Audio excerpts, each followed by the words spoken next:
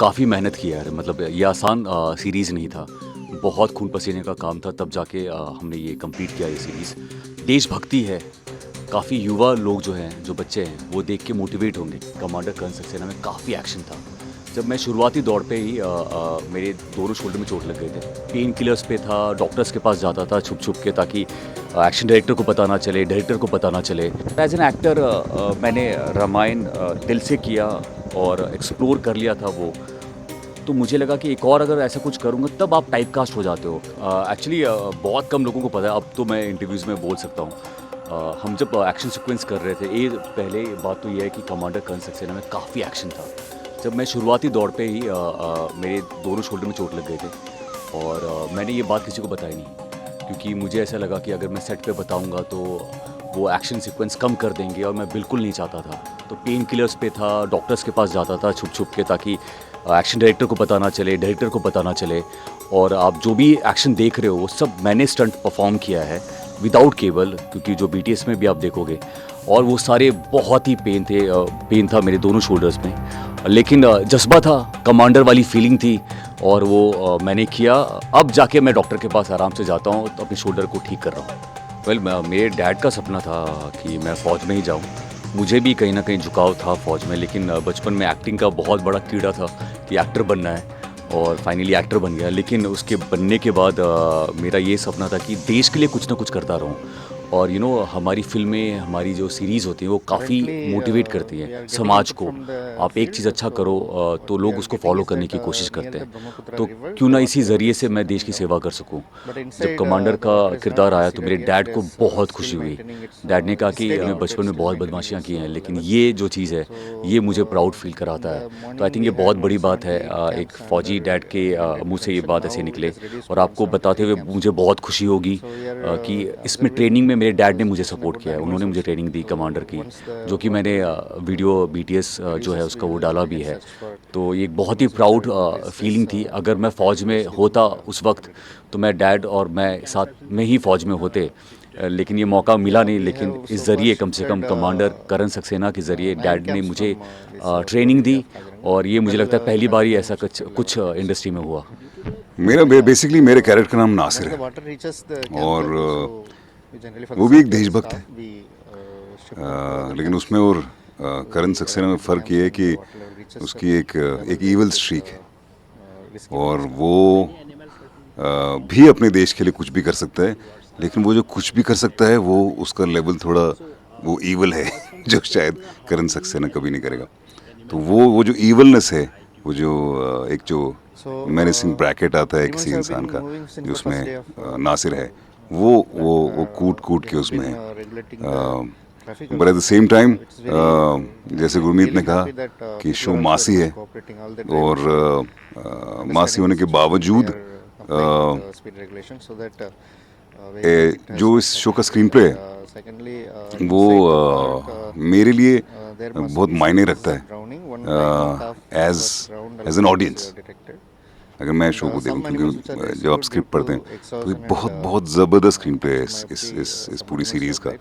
तो उसे I am really looking forward to watching the entire thing in one go, क्योंकि जब पढ़ने में इतना मज़ा आया था, तो देखने में बहुत ज़्यादा मज़ा आएगा। जैसे आपने कहा कि इसको स्क्रीन प्ले कैसे लाएंगे, उसके लिए मैं बेसिकली एक अपने आप को सेफ इस तरीके से करता हूँ कि आपका डायरेक्टर अच्छा होना चाहिए।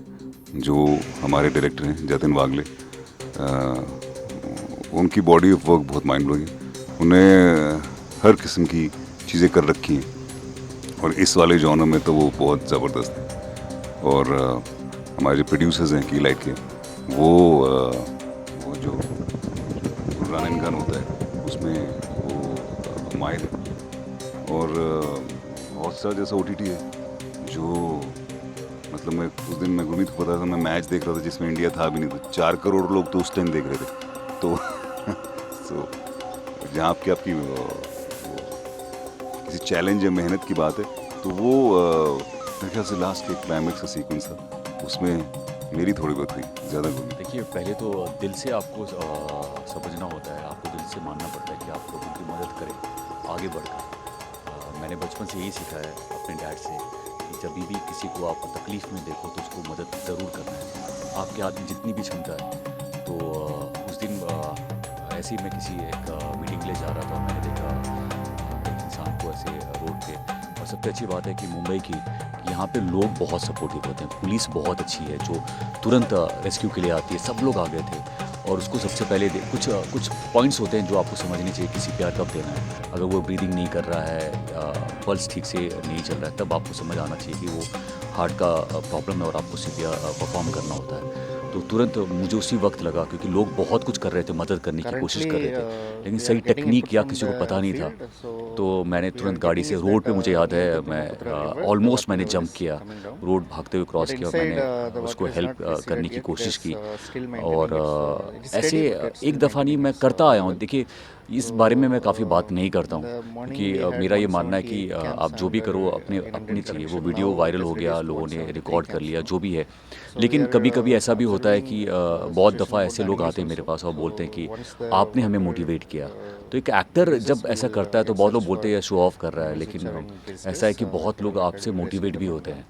तो ये मैं करता आया हूँ यार। जैसे मैंने कहा कि देश के लिए, अपने अपने लोगों के लिए मुझे बहुत ही प्यार है। मुझे सब लगता है कि सब एक फैमिली है। तो मेरे हक में जो होता है, मेरे जो हाथ में होता है, वो मैं ज़रूर करता हूँ और मुझे जेन्युइनली दिल से करता हूँ। बट आपको ये भी बता दूँ, जब मैं मदद करने की कोशिश करता हूँ, जब मदद करता हूँ, वो जो खुशी है वो अनरियल है। वो कितनी भी हज़ार करोड़ मेरी फ़िल्म कर ले, बहुत ही नाम हो जाए, लेकिन वो जो सेटिस्फैक्शन है, वो जो अंदर में जो खुशी है, वो कोई मैच नहीं कर सकता। वो जो माइथो का जोन था ना, वो शुरू नहीं हुआ था।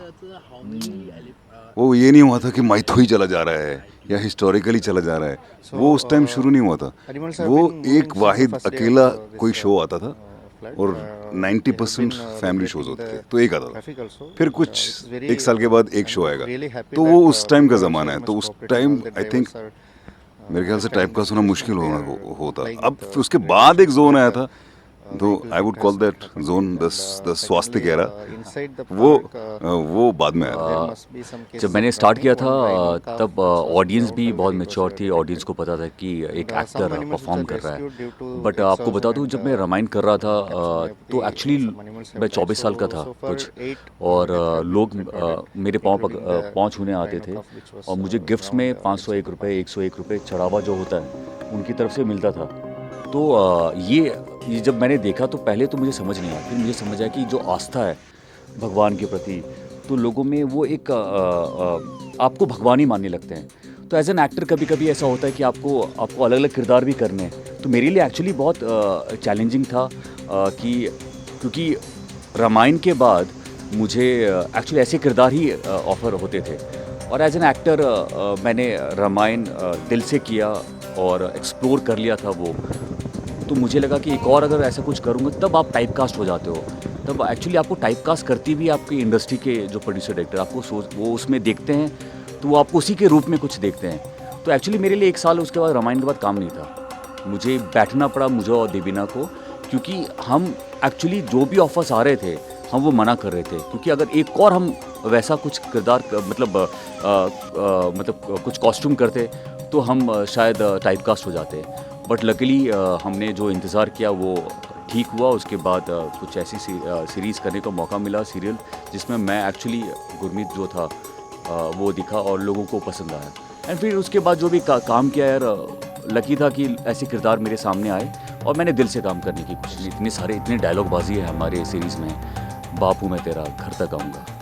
तो वो जो फील था वो ऐसे ही था कि बापू मैं तेरा घर तक आऊँगा। तो उसमें हाँ, हम जो शूटिंग भी कर रहे थे 1-1.5 महीना कमांडर कर सक्सेना के, तो मुझे याद है कि जब मैं घर पे भी आता था मैं उसी जोन में रहता था थोड़ा। एक्चुअली मैं इंजॉय करने लगा था और जब भी जो डायलॉग बोल रहा था वो मैं एक्चुअली रोज़ इंतज़ार करता था कि आज क्या डायलॉग बाजी होगी। क्योंकि बहुत कम दफ़ा होता है कि ऐसी फिल्में बनती हैं, ऐसी सीरीज़ बनती हैं, जबकि अगर आप रिकॉर्ड देखोगे कमर्शियल फिल्में सबसे ज़्यादा बॉक्स ऑफिस पे काम करती हैं, जिसमें एक्शन हो, हीरो हो, हीरोइन हो, गाने हो, विलन पावरफुल होना चाहिए, तब वो लोग ज़्यादा देखते हैं, बॉक्स ऑफिस पे नंबर्स भी ज़्यादा आते हैं। लेकिन लोग थोड़े एक्सपेरिमेंट करते हैं, लेकिन फिर फेलियर भी हो जाते हैं। लेकिन ये एक ऐसा फार्मूला है जो अगर आपने शिद्दत से की तो वो चल जाता है। तो कमर्शियली और ऐसा मासी सीरीज़ करने को मौका मिला, तो मैंने कुछ भी नहीं छोड़ा, मैंने अपना बेस्ट देने की कोशिश ऑडियंस को यही मैसेज देना चाहेंगे कि ये शो आपकी फैमिली में हर कोई देख सकता है और हर किसी को देखना चाहिए। और एक तो मोबाइल पे फ्री है, so you don't have a choice but to watch the show and genuinely बहुत ही मज़ेदार शो है, मसालेदार शो है, एक्शन शो है, अच्छी स्टोरी है और बहुत बड़ी बड़ी चीज़ है सारी। ये एक क्या बोलूँ मैं इसको, वो एक ऐसी चीज़ जो सबको पसंद है। राजमा चावल, आप राजमा चावल नहीं जो आप सबको पसंद है, हाँ राजमा चावल जो सब खा सकते हैं, ऐसी कोई चीज़ नहीं है जो इसमें नहीं है जो एक सारी फैमिली को एक साथ देखने में मज़ा नहीं आएगा। It's amazing. एक ऐसा सीरीज़ है जो मासी है, डायलॉग बाजी है, आप मुझे लाइव एक्शन करते हुए देखोगे। बहुत कम एक्टर्स होते हैं जो अपना रिस्क लेके इसमें स्टंट करते हैं, वो मैंने करने की कोशिश की है। देशभक्ति है, युवा से लेके बच्चे बूढ़े बुजुर्ग सब देख सकते हैं। डिज्नी प्लस हॉटस्टार पे आ रहा है, 8 जुलाई को आ रहा है, free on mobile. I think इससे अच्छा क्या आपको चाहिए, और हम दोनों आ रहे हैं तो आपको ज़रूर देखना चाहिए।